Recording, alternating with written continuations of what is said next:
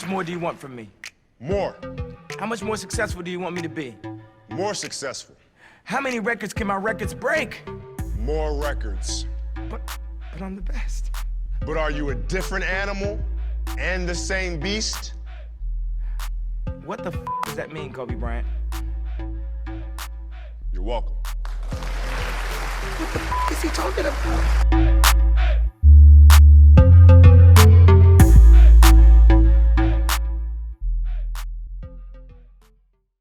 And welcome back to Ball Don't Lie here on Penn State Sports Night. We were going to be in the original studio, but unfortunately we were locked out like the players were back in 2011. But nevertheless, we're in the TV studio instead. Me and Matt are in two separate rooms. We're the only two people in here. We're more than 6 feet apart in a shut space. Just want to make that for the record. So we do not get in any trouble. But anyways, though, we got a lot to talk about today. First and foremost, though, Giannis won MVP, which was expected, but first back-to-back MVP winner since Steph Curry. LeBron James was pissed off, he said, for only getting 16 first-place votes. And then Giannis also saying that the MVP doesn't mean anything till he wins a chip. And he says he wants to stay in Milwaukee, but doesn't really seem like he's willing to fully commit. He basically said, as long as they're trying to win championships and I want to stay here. And so I want to first bring this question up to you, Matt. Do you agree with Giannis with his stance on the MVP, saying that it doesn't mean anything till he wins a championship? Well, I think, I wouldn't say that him claiming the MVP means nothing is true. It certainly means a lot and is a prestigious award. Obviously, it goes to the best player in the league every year. I think he's using it more as a motivational tactic for himself and for his teammates, saying that he really just wants to win a championship like all the greats do. I understand the disappointment that has come with the past 2 years with them, not living up to their expectations. But to say the award means nothing without him winning a championship certainly isn't true. And I'm not sure how much he even believes that. I do actually agree with you. Like it's an MVP, and it's back-to-back winner. There's only so many players that have done that. And the regular season, it does matter because that's how you position yourself in the playoffs. Right. Now, again, the Bucks came up short. He's obviously upset, and he doesn't want to come off, being like all happy. And, Giannis is the ultimate competitor. This guy wants to win. Whether that happens in Milwaukee or not is still yet to be seen, but he's not fully committing to his organization. I think he wants to be there. I think he wants to do what other players have done in the past, win a championship with the team that drafted you. But at the end of the day, it's a business. Giannis's reputation is probably the most important thing to him from a basketball standpoint. I think he'll be willing to move if possible. Yeah, I think it'd be interesting to see what kind of commitment he makes to Milwaukee. Because like you said, he obviously prioritizes winning, as this statement clearly shows. But it's interesting how much changes with this team, because they were the heavy favorites throughout the regular season for the past 2 years, and then 2 early exits, and all of a sudden we're talking about him possibly leaving Milwaukee, which didn't seem possible last year, even this year. Yeah, that's a good point. Again, the Bucks came up short in the playoffs. Giannis was good, but not great in the playoffs. He put, I don't think he did anything wrong, but didn't necessarily dominate the way we've seen other elite players do in the playoffs. And then another question, Matt, if you were voting for the MVP this year, would have Giannis gotten your vote?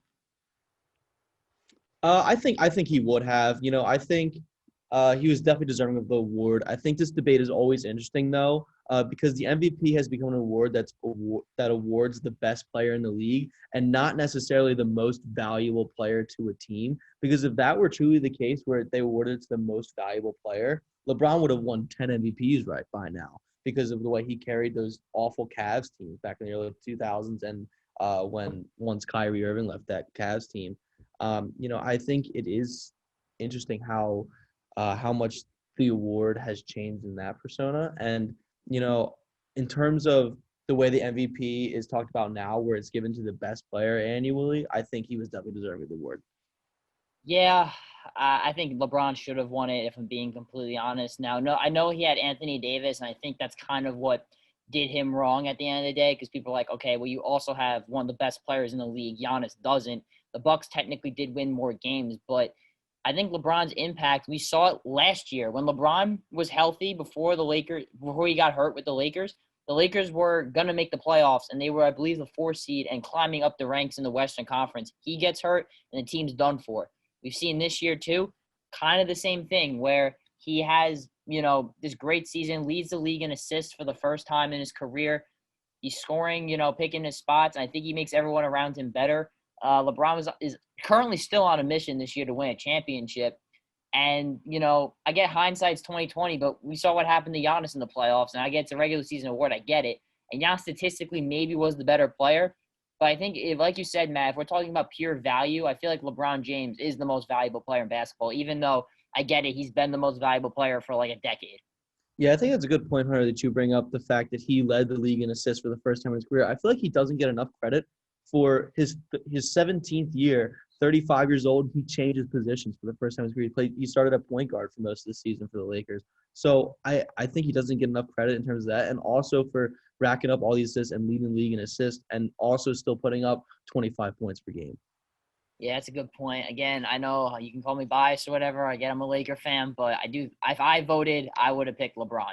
But anyways, though, both guys did make All-NBA first team as the All-NBA teams were announced. That happened after our last episode of Ball Don't Lie. So Giannis LeBron made it with James Harden, Luka Doncic, and Anthony Davis rounding out the first team. Second team with Chris Paul, Kawhi Leonard, Nikola Jokic, Pascal Siakam, and Damian Lillard. And third team with Russell Westbrook, Jimmy Butler, Jason Tatum, Rudy Gobert, and Ben Simmons. First, Matt, I want to ask, did they get this right? All right, time to defend my Sixers. There's no way on God's green earth that Rudy Gobert deserves to earn a spot on an All-NBA team over Joel Embiid. Embiid was better in every offensive category by a significant margin. The only category where Gobert was better was in rebounding, and that was only by 2 rebounds per game. Is Gobert a great defender? Yes. Is he that much better of a defender than Embiid that he created that wide of a margin for the voters to consider him for third team over Embiid? Pardon my French, but hell no.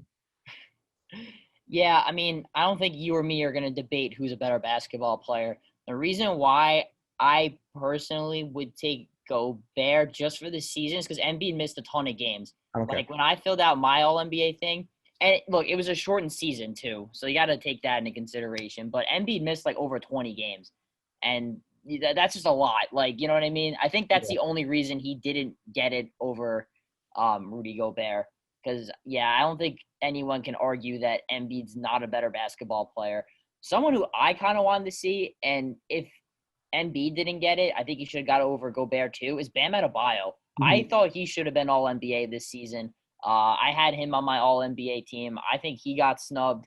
I get he doesn't put up the flashy numbers, but he's just a winning basketball player. The dude just makes an impact on all levels of the court, from scoring, in and out. He is a rebounder, can guard many different positions, a great passer, one of the best passing bigs in basketball. I mean, the jump he took this season is elite, and he's kind of like his teammate Jimmy Butler. Doesn't put up the flashiest numbers at times on a consistent basis, but he gets the job done and he wins games. I think Bam Adebayo should have been All-NBA this year. Yeah, that's a good point, Hunter. He really fits that culture down there in Miami where he's just a team basketball player first and not necessarily with the stats and all that.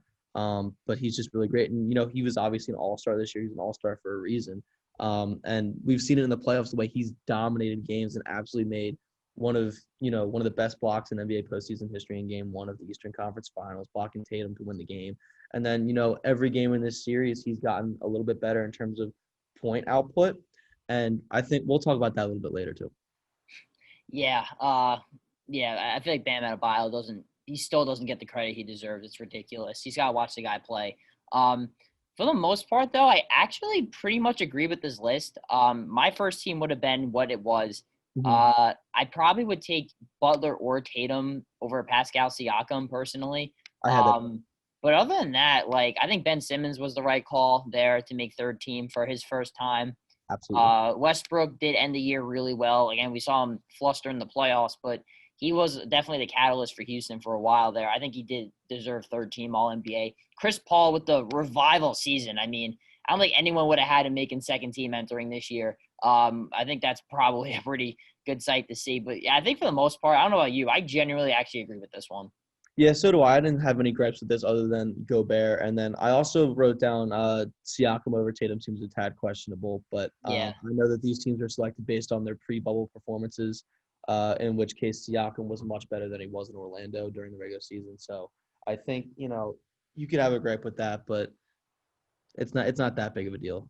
Yeah, I agree with you. I would have taken Tatum too, especially the way he ended, like the hot streak he was on, Right. even before the bubble. I mean, he was killing it. So I was surprised he didn't get it over Siakam, but it is what it is. They both get their money in their contracts eventually. But also some news, I believe this broke yesterday or Monday. Billy Donovan takes the Bulls head coaching job. I'm surprised he took a rebuilding team, but he did.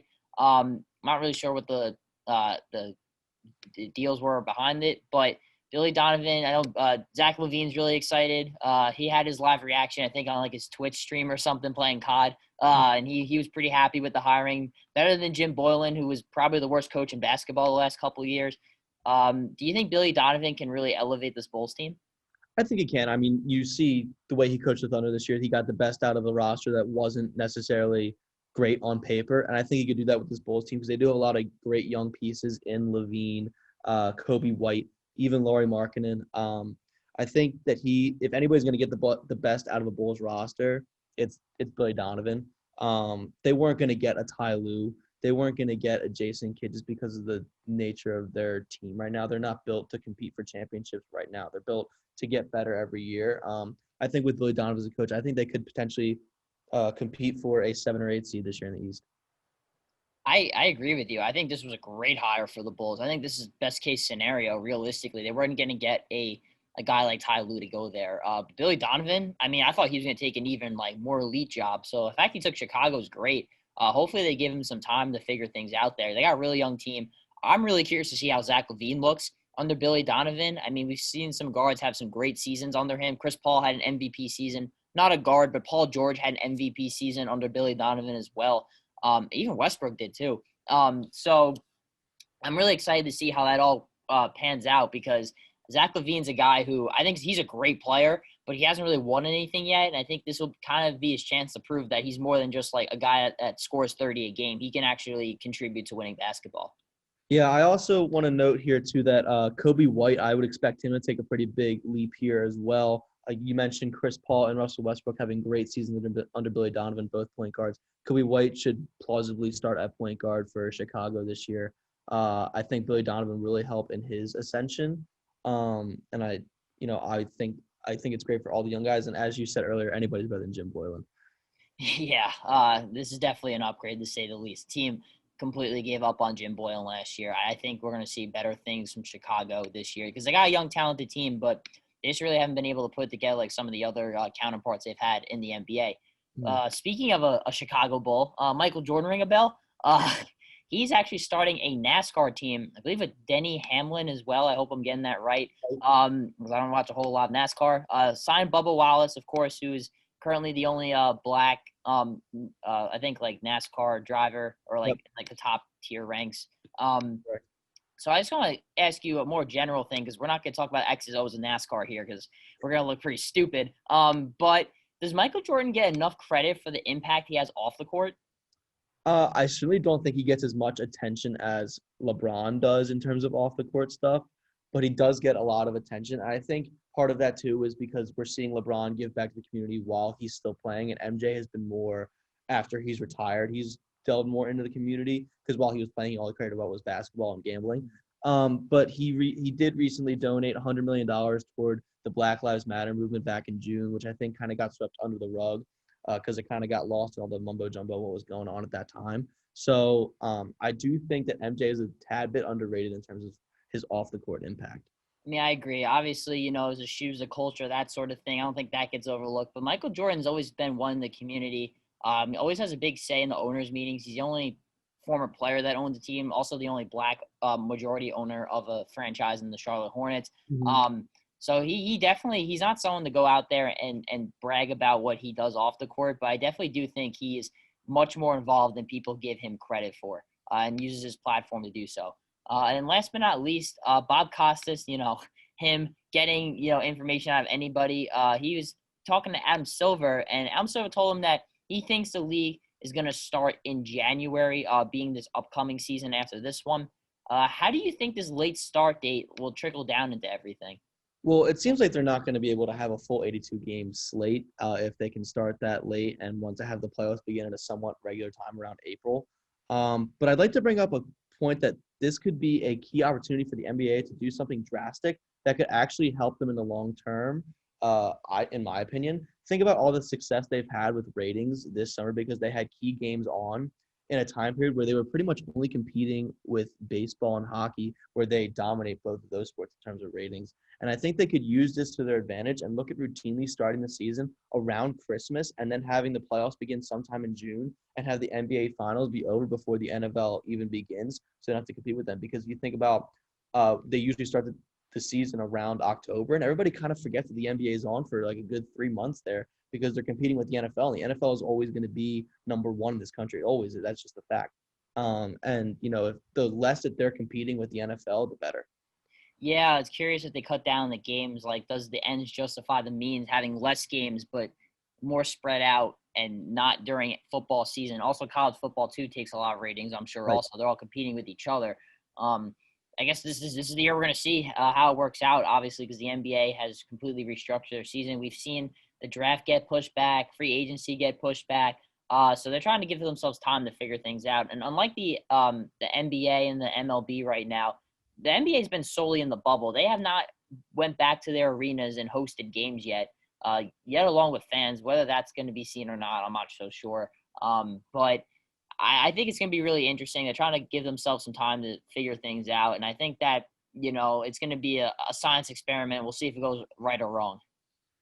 Yeah, I mean, hopefully by January we could be back to somewhat normal. We've seen some NFL games have a good amount of people in stands, such as Kansas City, Dallas, Jacksonville, Miami, off the top of my head. But and obviously some college football teams having fans in stands. I think they could plausibly go back to having fans in stands by January, but Adam Silver has hinted at possibly doing the bubble again. Yeah, most definitely. I guess we'll see because that's obviously a long time down the road. But, of course, we're going to go to our players of the week. We do it every week. We don't tell each other who we picked. We'll see if we have any overlaps. We really haven't, I think, the first couple weeks. So, Matt, I'll let you take the floor here. Who's number one on your list? I think we might have some overlaps this week. That's fair, yeah. Anthony Davis. He dominated the first 2 games of the series with 37 in Game 1 and 31 in Game 2, leading both games in scoring. Of course, there was also that silky smooth game winner that 3 he drilled in Jokic's face to win Game 2. I think he's the most obvious choice for overall player of the week. And he also had a great game last night with, I think, 27 points, if I'm not mistaken. So he's definitely showed up for the Lakers this series. Yeah, Anthony Davis, again, there's not a whole lot of players that can guard him one-on-one, and especially on Denver, and he's been taking advantage of that. That'd be an obvious pick for me. So I'm going to go with a different Laker here just to spice things up. I'm going to go with Kentavious Caldwell-Pope. He's played – yeah, I know you don't like him, but he's played really well in this series. He's one of the few players that actually, cared and played well yesterday. He's been hitting shots on the perimeter. He's played relatively good defense. I mean, Jamal Murray heated up at the end of that game, but he hasn't dominated the way he dominated in those couple other series before. He's got his hands full on both ends of the court, but I actually think he's responded pretty well. Yeah, you brought this up to me last night with KCP being one of the better Lakers perform. And, he was one of only 4 Lakers last night that ended up in double digits in scoring, which is surprising for me. But he is showing up when they most need him right now. Yeah, so he's got to keep it up. But, Matt, who's number 2 on your list? Bam Adebayo. This man should be arrested for harassment the way he is dominating Daniel Theis down low in this series. In Game 2, he scored 21 points and 10 rebounds in Miami's narrow win, while he was the only member of the Heat to score over 20 points in their Game 3 loss. And obviously last week, the Game 1 game-winning block that we already talked about. He has gotten a lot more attention in the playoffs, and rightfully so. He's balled out when the lights were the brightest. Yeah, I mean, Bam Adebayo, I guess we can't talk enough about the guy. He's just really that much of a gamer. So on my list, unfortunately, I have to put Monty Morris on there because he looked like Steph Curry against the Lakers yesterday. This guy was not missing a shot. They've been waiting a little bit for him to really break out, but he had that performance in Game 3, and I think it gave him a huge boost off the bench, and that's a big reason why they won that game. Yeah, you know what? Monty Morris has really stepped up in the playoffs in general with his three-point shooting. And also, I don't think I've seen that man miss a shot between 11 and 15 feet. He is automatic in that range. That is his sweet spot. He's dominated the Lakers with that this series, in particular yesterday. Yeah, I mean Monty Morris he was a really good point guard at Iowa State. He very rarely turns the ball over either. I think he's either led the league or been toward the top in assist to turnover ratio as well. So a really solid point guard off the bench and an asset that I know Denver wants to keep down the road. Yeah, as they should. So then Matt, last but not least, who's third on your list? Another obvious one here, Nikola Jokic. He has scored over 20 points in every game so far this series, as is expected of him at this point. His game two he was dominant, leading the Nuggets in scoring with 30 points, including the potential game-winning layup over Anthony Davis that everyone has seemed to have forgotten about because of Davis's game winner. But he has been also great on the defensive end of the floor.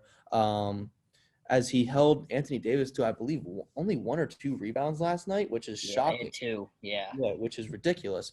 And I think, if he can continue to play, you know what you're going to get from Jokic on the offensive side of the floor. But if he can continue to be a decent defender on the other side of the floor, I think the Nuggets will have a great chance of winning the series. Yeah, I mean, Jokic is an awful defender, and he's in much better shape now, so he's probably even more spry in being able to withstand 48 minutes of a game. And as a result, I think him getting in better shape has led to better playoff success here. He had a good success last year, but I think he's even better this year, and we're seeing it on the court now. Absolutely. Yeah, and then last but not least on my list is neither of us talked about the Celtics yet, so I'll bring one up, and that's Jaylen Brown. He had a really good game 3. It was a must-win game for Boston, similarly to what we saw with Denver being down 2-0 to the Lakers. He was great on both ends of the floor. I remember watching, it was back-to-back or 2 out of the last 3 possessions in a row. Gets a steal, gets a deflection, brings it down coast to coast. I think he finished with 26 points. He stepped up really big. He's probably their number 3 option on offense behind Tatum and Kemba, and he's really shown out. And if he can keep it up on both ends of the floor and be a pest on defense and be a real lethal weapon on offense, I think Boston can make this a series again. Yeah, I think so too. I think Jaylen Brown is actually their key right now because you know what you're going to get from Tatum. You know what you're going to get from Kemba when he's on. Jaylen Brown, I think his biggest impact on this team is going to be wing shooting the open 3, and then also playing great defense, as you mentioned, getting those tips and getting those steals to wide open layups or dunks on the other end. Yep, most definitely. That's going to wrap up our players of the week here. Now we're going to talk about – it's only 2 games to talk about, really, 2 series. So we're going to get right into it. Lakers, Nuggets. Now, Lakers were up 2-0 after Anthony Davis hit that game winner over Nikola Jokic. But then last night, the Nuggets rebounded. They made this a 2-1 series. And I wrote in our notes, Game 3 will happen tomorrow, but it already did. So then now it's 2-1. I want to ask you, Matt, do you think Denver can tie this up and really make it a series? Well, I mean, we've seen them come back in the last 2 series, and I know this may be a different story now because it's the almighty Lakers and LeBron James in the playoffs, but we counted the Nuggets out of their last 2 series as well, and they came back and won both of those series. So I'm not going to count the Nuggets out until the Lakers have 4 wins because and I think we'd all be foolish to count them out right now. I think you're absolutely right. I mean, this is such a resilient team, especially for a young team to be this resilient. I mean, I feel like they have a chance in a couple years at least to win it, to really compete and win a championship because Nikola Jokic is showing that he's an elite player. He's more than just a passing big that can score 20 points. He can dominate games. Jamal Murray, if he can keep this up and use his momentum for further years, I mean, he's a superstar in the making. And then Michael Porter, too, if he can end up becoming that third guy over time, that's an elite big 3. That's a really hard 3 to stop. And then Mike Malone, I think, does not get enough credit. He was a great head coach in Sacramento. He was the only coach to ever get anything done there. And then they wrongfully fired him. The Nuggets gladly took him. And ever since then, they've been on the up and ups. Yeah, I think you're going to bring up a good point about Michael Porter Jr. as well. I can totally see him being a potential 6th man for them, kind of like a Lou Will situation for the Clippers, where he is just coming off the bench and providing great scoring for them. I don't know if he's necessarily ready to start and fit into that mold quite yet. I think Jeremy Grant fits a little bit better for their starting unit right now and for the future. But I think Michael Porter Jr. could definitely carve out a great role for himself. Yeah, I think for right now, I think Jeremy Grant's the right call to start the three, but I think give it a year or two. I think Michael Porter Jr., I mean, if he can stay healthy, it's the only reason he fell in the draft was because of injuries. Mhm. I think he can be like a perennial all-star. I mean, he has the talent. Like, it's there. He's a hard guard for anybody, and I really think he has a chance to really do something special in Denver. Are we a Michael Porter Jr. podcast now? Are we a Michael Porter Jr. may make the all Ball Don't Lie podcast. right? Seems like we stand him a little bit here. But we saw LeBron and Anthony Davis. They both got their numbers, but it seemed like the Nuggets had a little bit of an easier grasp stopping them. What do they need to do, like, not only from game 3, but to continue on to stop those two, or at least limit them as much as they can? Well, I think we've seen in this series, if it's proven anything, you're not going to stop them truly. You can only limit them. Like they struggled a bit last night, but LeBron still had 30 points and AD still at 27. So the Nuggets, what they need to do is they need to combat those two by limiting the Lakers' role players, which they did last night. Outside of LeBron and AD, only 2 other Lakers scored in double digits last night. Also, not to mention the fact that between AD, Dwight Howard, and JaVale McGee, they combined to have just 4 rebounds. That's ridiculous. If the Nuggets can contain the guys that aren't AD and LeBron the way they have the previous 2 games, really, they have a great shot to take it this series.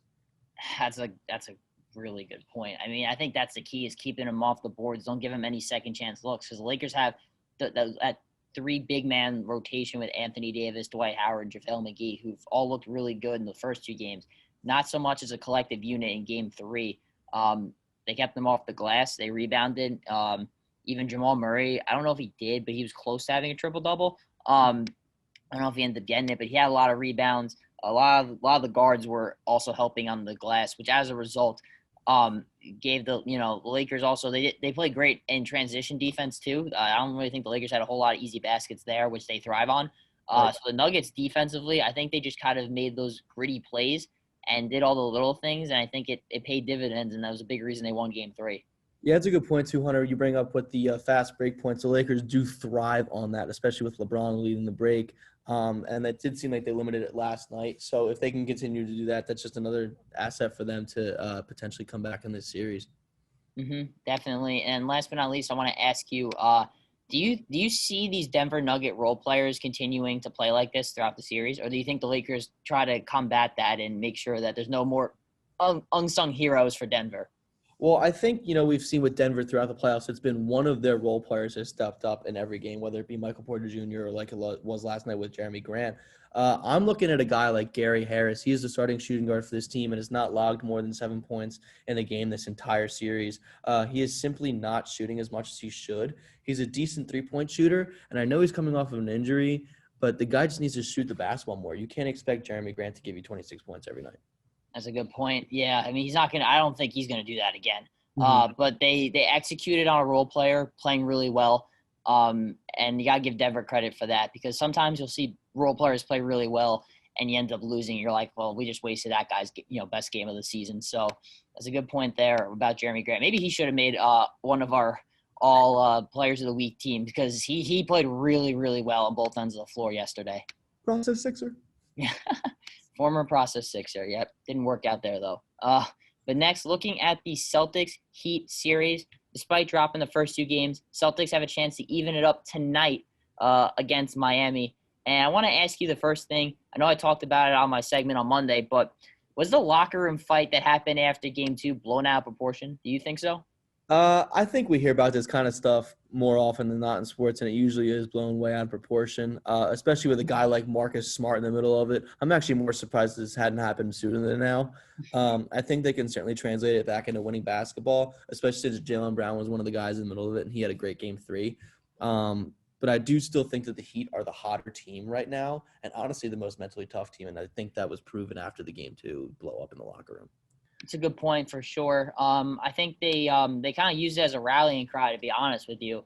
I mean, you and me both played sports growing up. Like, fights happen, and no one takes it personally, and I don't think anyone took it personally in Boston. Marcus Smart, while he's not the best player on the team, he's one of the leaders of the team. And, again, he's not someone who's afraid to speak up or anything like that.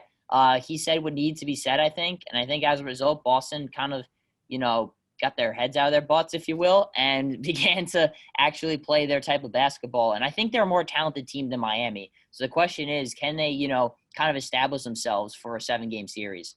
Yeah, I think they certainly are the more talented team on paper, but the way Miami has played throughout the playoffs, they've been the exemplary team for team basketball. They've been the Spurs of this playoffs. They've been, dominant on both ends of the floor. They've gotten a lot of open shots. It doesn't really seem like they turn the ball over a lot. They make consistently great decisions. Bam Adebayo has been great on defense. Jimmy Butler's been great on defense. Tyler Hero and Duncan Robinson have shot the lights out on offense. And Goran Dragic has been fantastic for them since moving into the starting role. So I think, right now, while the Celtics may have more talent and might be better on paper per se, the Heat they're 10-2 in the playoffs for a reason. Yeah, it's a good point to bring up. They are 10-2 in the playoffs for a reason, something that I don't think a lot of people saw coming.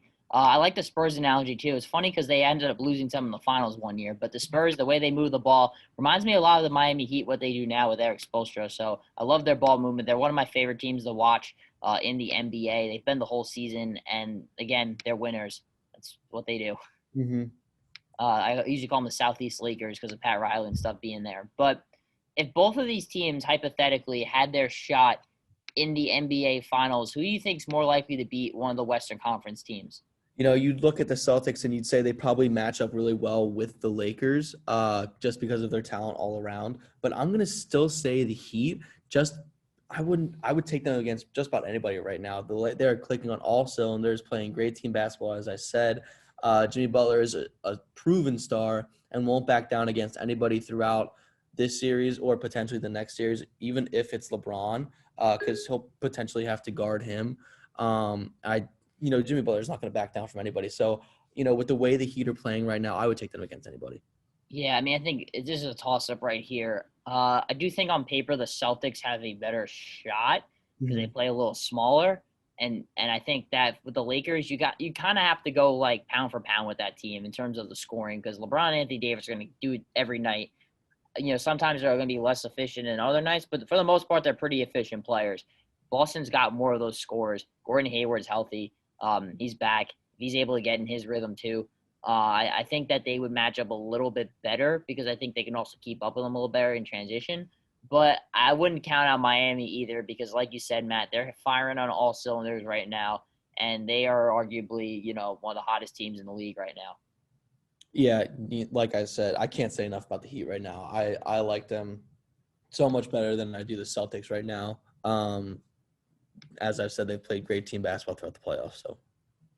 Yeah, you're sipping on that Miami Heat Kool-Aid. I don't blame you. They're a pretty good team. But last but not least, who do you think, like when the series is all said and done, who do you think is going to be like the MVP of the series, best player? I'm going to continue my Heat tirade here. I'm saying it's Jimmy Butler. He's playing extremely efficient basketball on the offensive side, dominating when he needs to, and stepping back and letting his teammates dominate when they are shooting well, like Bam Adebayo, Tyler Hero, even Duncan Robinson for a little bit there, and, of course, Goran Dragic. He has also been locking up whoever he has been asked to guard on the defensive side. Nobody in this series is dominating on both sides of the floor the way he is, other than maybe Bam Adebayo. But I think when this series is all said and done, Jimmy Butler is going to have that classic Jimmy Butler game where he hits some clutch shots at the end of a game and he goes off for 30 points. And we're going to look back and say Jimmy Butler was the best player in the series. Yeah, since I did pick the Celtics to win this one, I'm going to go with Jason Tatum. I guess I'll stick with my roots here. I think he's he may already be a superstar, but if not, he's a superstar in the making. He has been fantastic in this playoffs, and I think that, for him to go up against the Lakers potentially in the NBA Finals, I wouldn't count on Denver either. That's not fair to do that to them yet. But I think Jason Tatum, is someone who rises up to the occasion and plays his best basketball in the best moments, like a Jimmy Butler. So I'm going to say Jason Tatum, at least from a talent standpoint, is probably the best player in this series. Yeah, anybody would be foolish to discount Jason Tatum's talent, and I think he certainly is a superstar right now. He's proven it the way he played throughout this regular season in the bubble, and then, of course, in the playoff format in the bubble. He has been fantastic all season, and I think he's the bona fide star of that team. Mm-hmm, most definitely. And last but not least, we always give you our All-NBA teams. This one is our All-NBA Conference Finals team, but pause, because we are not including any All-Stars on our list because that's kind of cheating. So Matt, I'll let you go first. Who's first on your list? From the Denver Nuggets, I have Jamal Murray. This was the most obvious one, and he is certainly on all-star watch for next season. He had 28 points last night on just 10 made shots, 4 threes, 12 assists, and he was absolutely unconscious in the final few minutes of last night's game, hitting clutch dagger after clutch dagger. If he's not an all-star next season, something's gone seriously wrong.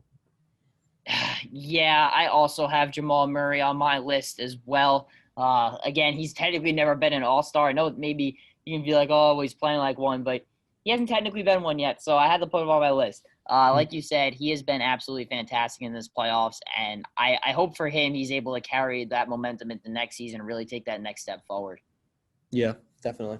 All right, so Matt, who's number 2 on your list here? I have Rajon Rondo. I don't know if he's ever made a all-star team in his career, but I know he hasn't been one recently, so I put him on here. Playoff Rondo is back, baby. The man is dishing out assists like it's 2008. He's had at least 8 assists in every game this series, all while coming off the bench. And while he's not shooting he's also not shooting as horrifically as he usually does. And I think it's gotten to the point with Rajon Rondo where any scoring output you get from him is a bonus. Yeah. I did not put Rondo on my list just because he's technically made a couple all-star teams before. Mm-hmm. So I did not have him on my list. But a guy who I have on my list is the guy who ended up replacing Rondo as the starting point guard in Boston. That's Marcus Smart.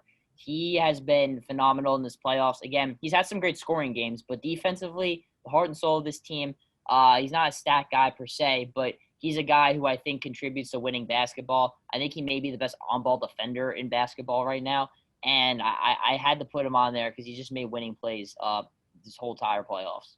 Yeah, he was also on my list.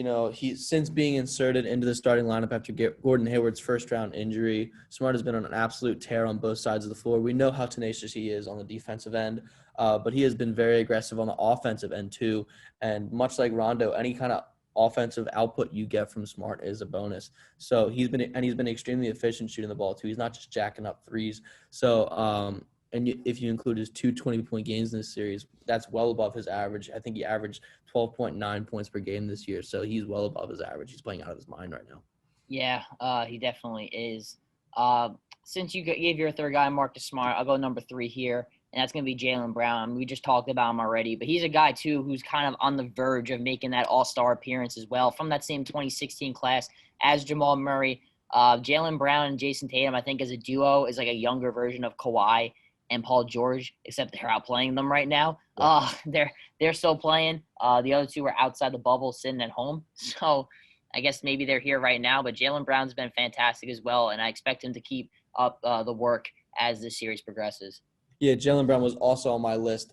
He's starting to get hot in this series as he has increased his point total in each of the last 3 games in this series, and he shot a ridiculous 60% from 3 in this series. Maybe whatever Marcus Smart said in their altercation in the locker room lit a fire in him. Yeah, that's a good point. So number 4 on my list, I feel like you're gonna roll your eyes, but I have Alex Caruso on my list. He played terrible in Game 3. He was it was probably his worst playoff game of the series, but he's played really well. He hit some big shots. I love watching LeBron James run the court as hard as he possibly can on a fast break with Caruso leading it because he knows it's going to lead to a jam. Alex Caruso is kind of the Swiss Army knife for the Lakers. He can do it all. He's a good defender, one of the best charge takers in basketball. He always puts himself out there. He's a hustler. Again, this guy was undrafted at Texas A&M. Was with the OKC Blue, the Thunder's G League team, then with the South Bay Lakers, their G League team, and then making his way all the way up to being a legitimate player for a championship caliber team in the Lakers. So I gotta give credit to the Caruso where it's due. Yeah, his rise to stardom really has taken off. I thought at first he was just like a Bleacher Report meme, but he's really earned his way onto this team. He's really earned his role. He's really carved out a nice role for himself on this team. I mean, you look at the last few games for the Lakers, he's playing key minutes down the stretch for them just because he plays so well and so hard on the defensive end of the floor as well as the offensive end of the floor. It's a good point right there. So, Matt, who's last on your list? I know he was an all-star in 2018, but he wasn't an all-star this year, so I guess that technically counts. I have Goran Dragic. While he played poorly in Game 3, every member of the Heat played poorly in that game. In Miami's 2 wins in this series, he has led the team in scoring in both of those games with 29 in Game 1 and 25 in Game 2. We talked about him as being an X factor before this series began in our podcast last week, and he's proved us right. Yeah, I did have Goran on my list originally, but I was like, shoot, he was an all-star. So I had to take him off. But I'm going to throw a name out here that's pretty interesting. Now, hear me out here. Jay Crowder. I think he's low-key played pretty well for them in this playoffs. He hasn't gone off like some of the other Heat players have, but defensively, this is a tough dude. He can guard a lot of different positions. And offensively, too, he's been pretty reliable. Everyone talked about, getting Andre Iguodala from the Grizzlies. But I think the real prize was Jay Crowder. He's been the better player of the two. He's in their starting lineup, and he really fits that culture that Miami has. Yeah, I think he definitely fits that culture. I was looking at him as putting him on my list as well, but his 2 for 10 in Game 3 really turned me off, so I left him off. But as you said, he's actually overtaken Iguodala in the starting 5, and he's been extremely efficient shooting the 3, playing great defense. And I think the key is that he's been able to match up well with Jaylen Brown and Jason Tatum and play great defense on them while also surprisingly shooting the 3 ball pretty well. Yeah, I mean, he's the definition of a 3-and-D. That's what Jay Crowder's been his whole career. Also, I think he has a couple of game winners under his belt, at least in the regular season. So not afraid of the big moment either. But that's going to do it here on Ball Don't Lie. A little shorter podcast than usual. We're technically back in the studio. Just our regular Penn State Sports Night one, not the audio one. Hopefully we won't be locked out next week. Appreciate it, all the support and stuff. And we'll catch you next week. Thanks, guys. Thank you for watching our latest edition of Penn State Sports Night. If you're a fan of our content, please be sure to subscribe to our YouTube channel for more clips. Also follow us on Twitter at PSSNTV and on Instagram at PSU Sports Night to keep up with the action. For all my colleagues, we are Penn State Sports Night.